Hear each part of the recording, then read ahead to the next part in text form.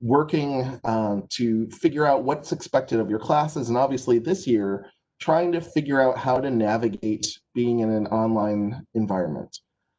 With all of that, sometimes we end up putting our own wellness and um, our own well-being on the back burner. So we wanted to make sure that you had some services available to you and knew what was available to you through the college, so that you can take care of yourself, so that you can take care of your education. The first thing is I wanted to let you know that Our Lady of Victory Human Services has partnered with SUNY Erie for mental health services. So if you're feeling anxious, depressed, if you're having problems at home, if you are having issues with alcohol and drugs, or just need someone to talk to, we're here to help. And we can link you with those student services. The easiest way to do that would be to set up a virtual appointment. They're available Mondays and Thursdays, 9 a.m. to 1 p.m., and Thursdays noon to 4 p.m. But you can call during business hours any Monday through Friday to set up an appointment. You would contact Julie Maldonado, who is our patient services rep at OLV Human Services. Her email and phone number are there on the screen for you. We also have that information in each of the Dean of Students offices. It's posted around campus, and it is on our website. So if you do need someone to talk with, and you are not currently linked with mental health services, OLV Human Services is a great opportunity to link with someone and have them do some short-term work with you on how to be the most successful student you can and overcome some of those feelings of stress, anxiety, and depression that you have. One of the other issues that we find comes up pretty constantly is food insecurity. For those folks who are struggling, who may have lost a job, or whose family is not getting enough to keep food on the table, the SUNY Erie food pantries, sponsored by Feed More Western New York, are open and available to you. Each of the campuses has one. You can see the locations there on the left-hand side and the hours that they are staffed. The easiest way and the best way to do this is to set up an appointment. So you need to call and set up an appointment in 30-minute increments. They're open 1 day a week on each of the campuses from 10 to 2. The last appointment is scheduled at 1:30. So you can book your appointment directly through Outlook. You can also contact the office or raise a flag in Starfish, and someone will reach out to you and connect you with one of the pantries to get you food. They will pre-package the bag for an entire family for 1 week. So you will have enough food to feed your family for a week, donated entirely by Feed More Western New York. If you do have questions, you can contact,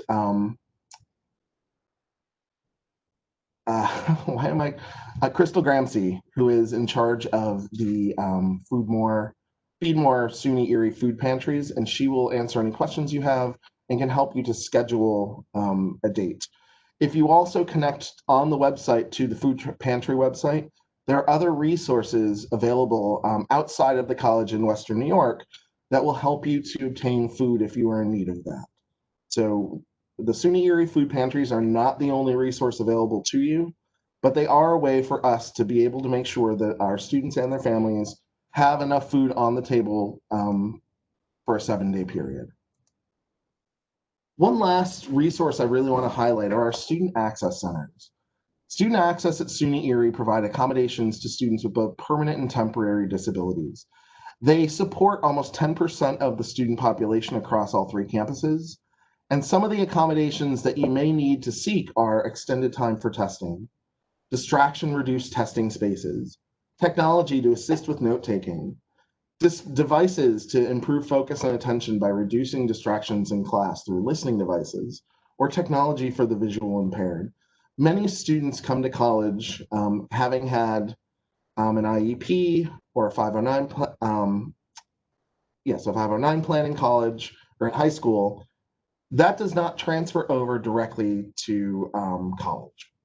So what you need to do is you need to contact the Student Access Center, and we will get you in contact with an advisor there who will work with you to see if those accommodations may be best and necessary for you.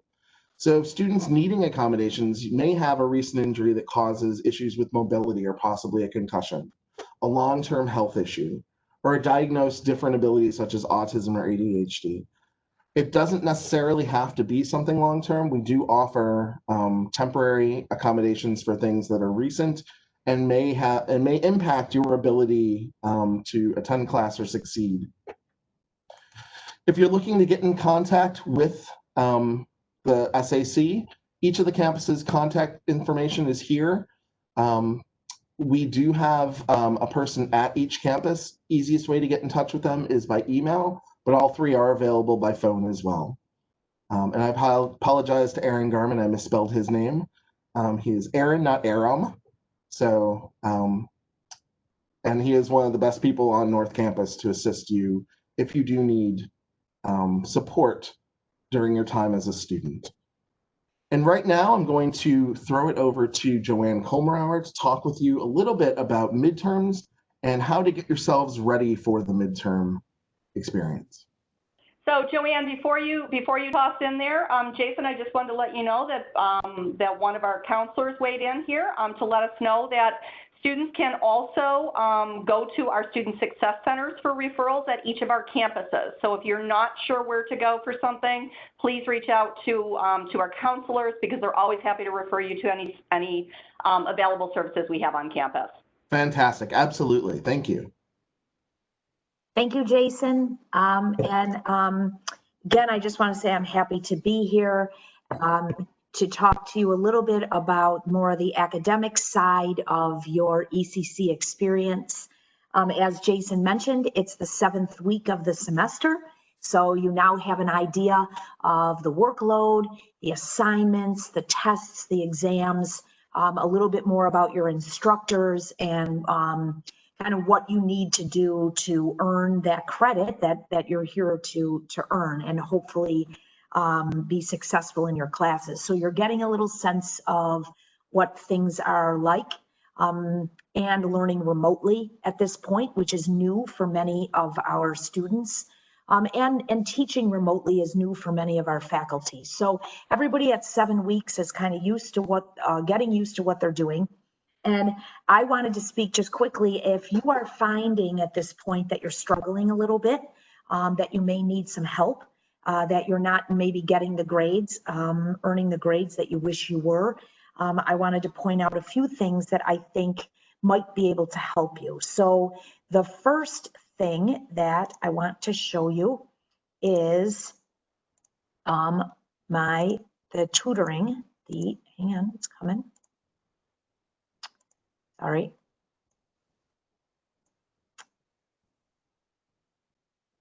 Well, let me start with this. So we'll go back to tutoring in a minute. Oh no, wait a minute here. Okay. So tutoring. Erie Community College has a whole staff of professional tutors who are employed just to support our academics. So they actually are part of the departments, and they understand the material, and they are there to help you understand the material better. So what I'm showing you here is the website for tutoring. You can find this on My ECC right through the quick links. You go to My ECC, and through quick links you can come to tutoring. This website contains all of the schedules for our tutoring. So tutoring is being done remotely this semester.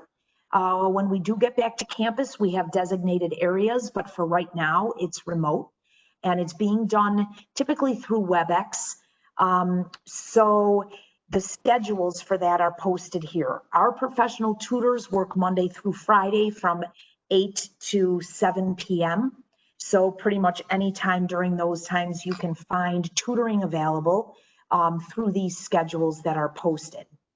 And when you open one of these schedules, there are links to link onto a WebEx meeting, and you can pick the time that you want to log on. The other thing I wanted to show you on here is that we also have designated email addresses for our main areas for tutoring.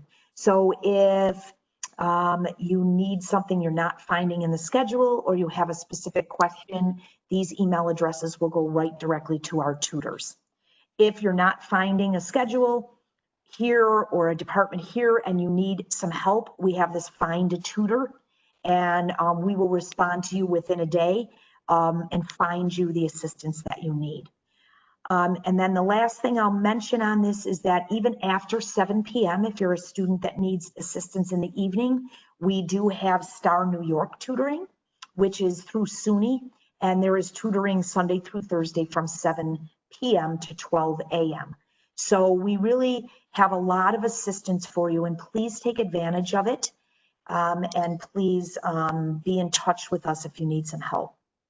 So then my last point on this is, if you are finding that you're struggling and you need to be in communication with somebody about it, and you're seeking tutoring, the other thing I wanted to explain to you is that you should reach out to your instructor first.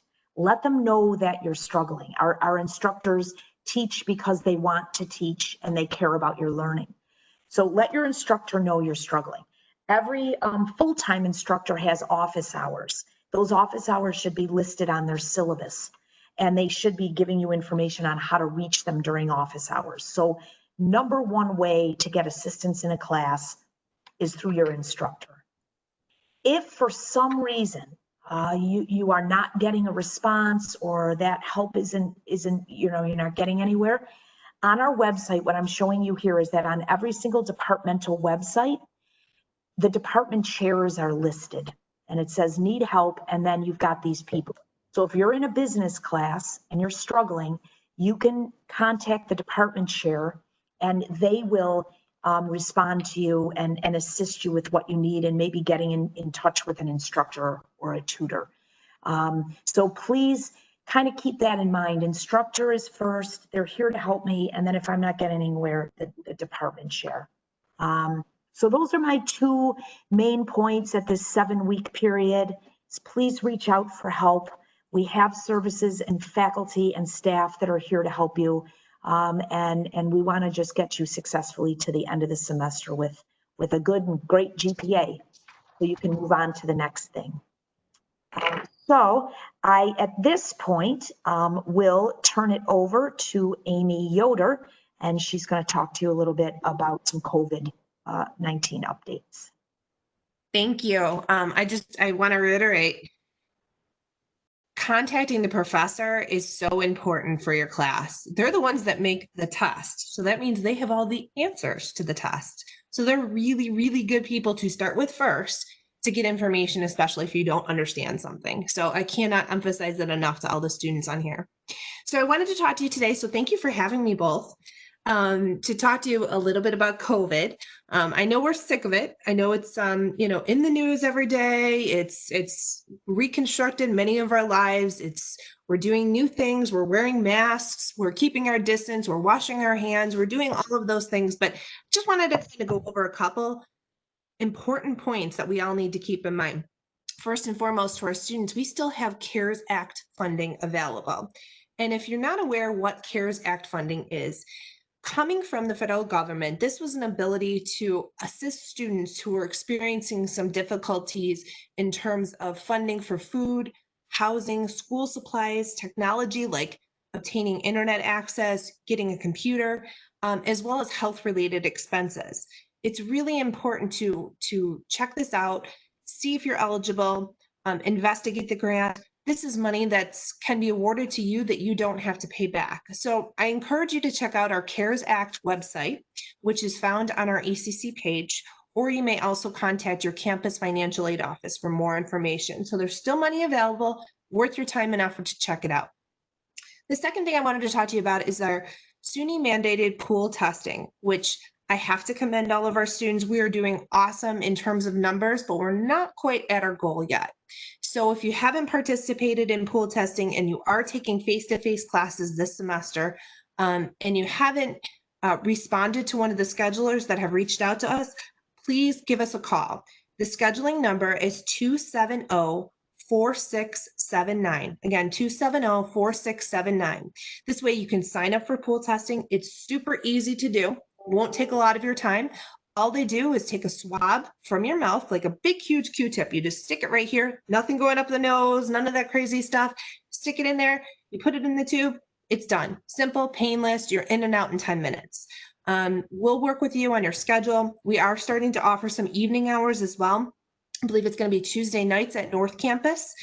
So if you have classes during the day and you work, we're trying to accommodate everybody's schedule as much as possible. So again, this is mandatory through SUNY that every student who is taking a face-to-face course needs to participate in either pool testing or has regular individual testing done. If that is the case and you're doing regular individual testing, please also reach out to our scheduling team so that they're aware. They'll get some information from you so that they can kind of move on with the groups of students that they need to get scheduled for testing. So that's super important. Again, that number is 270-4679. The second thing, or the third thing I should mention, is that weather is coming. As much as I don't like talking about it, I'm very much a summer girl that lives in Buffalo, unfortunately.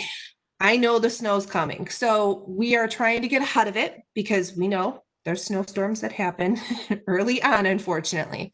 So we'll be moving our checkpoints, those access checkpoints that you've gone through since April to get onto campus, we'll be moving those indoors. So city, really not going to see any changes. Those checkpoints were already inside, but at North and South, we're adding some configuration. So at South Campus, we will have 2 indoor checkpoints. One will be at Building 6 and one will be at Building 1. So in order for you to access campus, you'll need to still come through one of those checkpoints. If you haven't done so already and you want fast pass access, so to speak, I encourage you to download the Campus Clear app onto your smartphone, or it can also be downloaded onto your own personal computer too. So you can actually log into the website or download the app and do your clearance from home before you come to campus. Jason Perry is going to show us what it looks like to have the your good to go clearance screen. Super easy. That's all you need to show at the checkpoint, and they'll be able to wave you through. You are also eligible to call in and do your screening over the phone if you want to do that as well. They'll let you know what the color of the day is. And lastly, you can just come through the checkpoint traditionally as you did, just to get screened. Well, they'll do the temperature check and ask you the questions. So it's just important to keep in mind your fastest way to do it is to have that mobile phone up and just say the good to go screen and you'll be fine. So again, at South Campus, those checkpoints will be moving to Building 1 and Building 6 right at the entrance when you come through. At North Campus, we're actually setting up 3 interior checkpoints. So we will have one at B building, B100 exactly, S building, and we will also have one in G building. So we're going to send an announcement out on this, so you'll have more information, but I wanted to mention it while I was here today with you. And another point to keep in mind as we're approaching another dreaded season, which is flu season, we're encouraging everyone, and the Centers for Disease Control is also very much encouraging everyone to get their flu shots this year.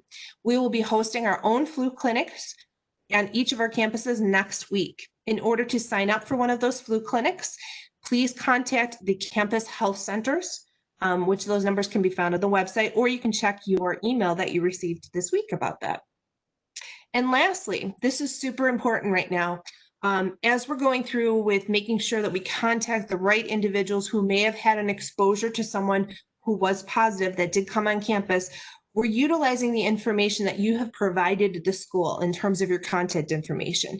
So if you haven't updated that, if you know that when you started here that you've moved or you've since switched your cell phone number or anything like that, please, please, please contact the registrar's office to update your information. We want to be able to get a hold of you in the fastest amount of time possible to keep you well informed and to let you know that you may have had an exposure to somebody who's positive with coronavirus. So by all means, if you have any questions, don't hesitate to give me a call, or you may email me at yoder, Y-O-D-E-R, @ecc.edu. Thank you. I'll pass it back over to you, Jason.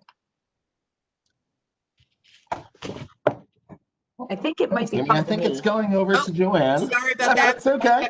Joanne. That's okay.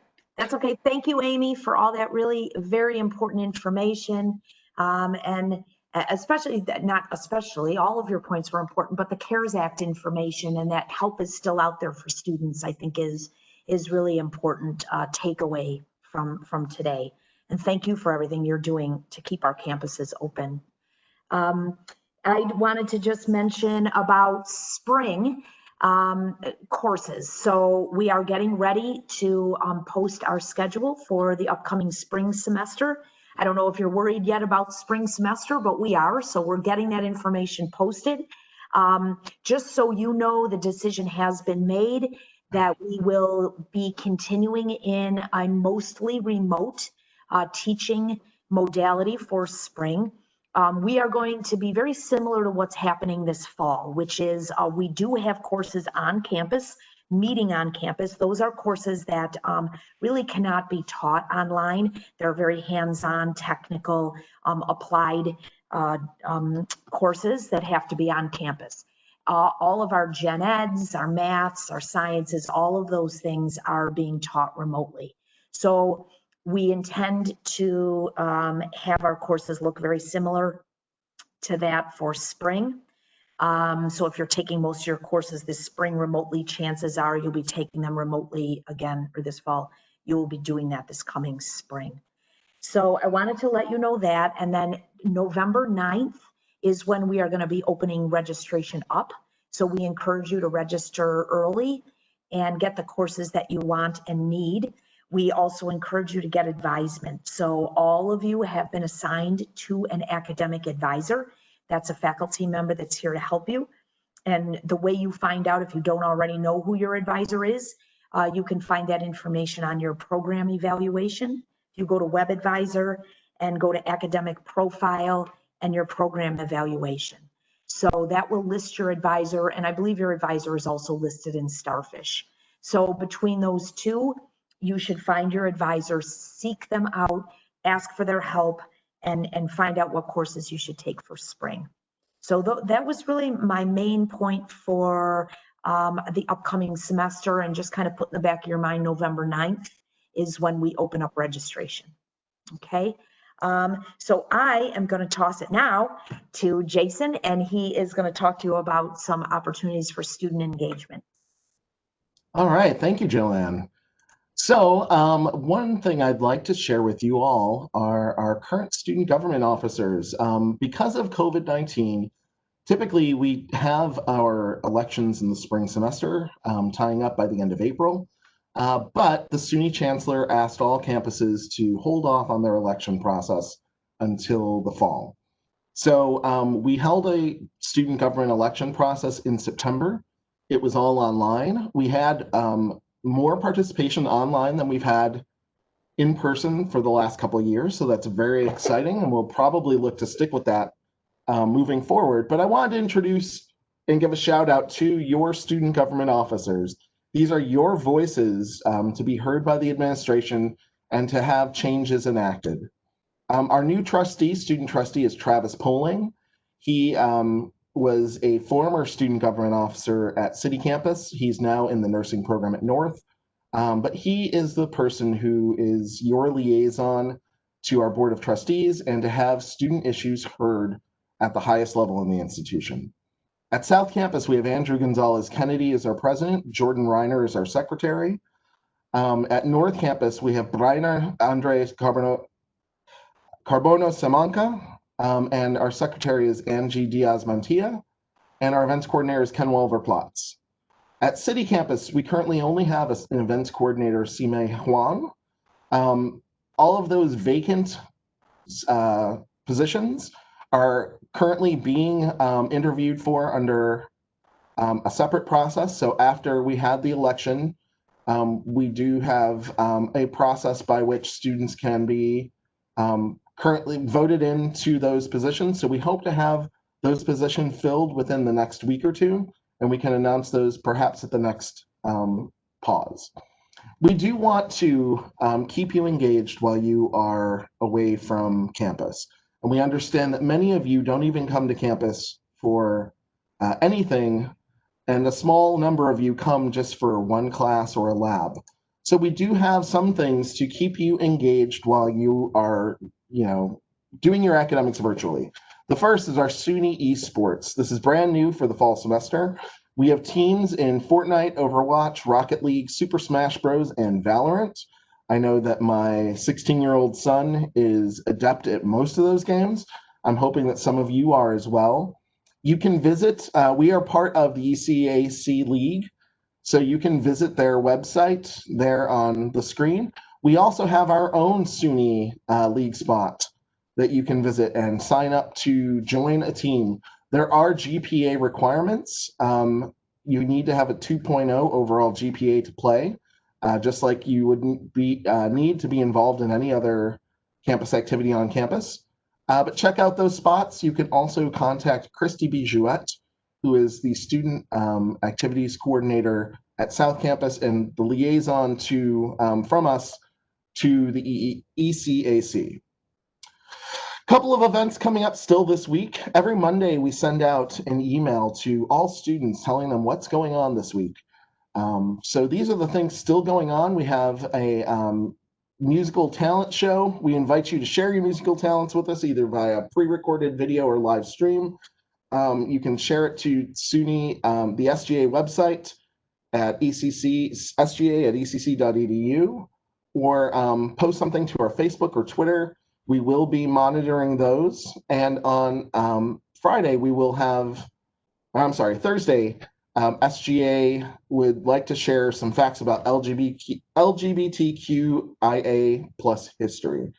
So we will have folks from GLIS, the Gay and Lesbian Youth Services of Western New York, there to help us facilitate some discussion on the Facebook and Twitter, and you can find all of the information there. The one last thing we'd like to talk about is SUNY Erie getting out the vote. We have teamed up with TurboVote, which is a national organization that's aimed at getting out folks to vote, helping to remove the barriers to voting, getting registered, and giving you the tools you need in order to vote confidently in the election on November 3rd. Early voting begins this Saturday, the 24th. You can find a list of early voting locations if you go through the SUNY Erie TurboVote site. They will also have absentee ballots. Absentee ballots are due very soon. And you can also find your polling place if you're looking to vote in this election. We really encourage you to get out. This is your voice and your part to be a part of participative democracy in our country. Many are saying that the 2020 election is going to be one that's incredibly important in the future of our country. So regardless of who you're looking to vote for, get out, vote, and exercise that democratic muscle. So now we'd like to see if there are any questions in the chat that you have for us so that we can answer them for you. Jason, we did get one request to reinforce where students access information on CARES funding. And it'd be a good idea if there's deadlines, if we could let them know what those deadlines might be for applying for it. I'm gonna pass that potato over to Amy for her to answer, since she's kind of our CARES person. Sure. I don't believe that we have any hard deadlines at this point. As long as we still have funding, we're still making this available. So I encourage students to either reach out to their campus financial aid office, or even better, go to our website and put in the search bar CARES, which will take you directly to the CARES page, which has information on the application and the process, and if you do have eligibility to apply for the grant. And then another question that's come up is, why is it important for students to think about registering early through advanced registration rather than waiting until January? Joanne, maybe you want to weigh in on that one? Really, the importance would be to have the first shot at the classes you want, with the instructor you want, the schedule you want. The longer you wait, the less available course times there are. And so really that's the first thing that comes to my mind about the advantage of registering early. And just so you kind of know what, so students know what their schedule looks like. But I would say the biggest advantage would be to get the classes that you want and need at the times you want and need them with the instructors that you want. And I think it's important to remind any students that that student bills, no matter when you register from November 9th through January 10th, that bill is due January 10th. So you're not having to pay that prior to January 10th of this year. After the 10th of January, if you register, then you do see a late fee add or a late registration fee added to it. So that is definitely an advantage of registering early. You've got until January to pay that bill, but you also don't see that late registration fee. So great information to have for students. Jason, that's all the questions that we have for today. So I'm tossing it back to you. Oh, wait, there's one. When is the FAFSA for fall 2020 rolling in?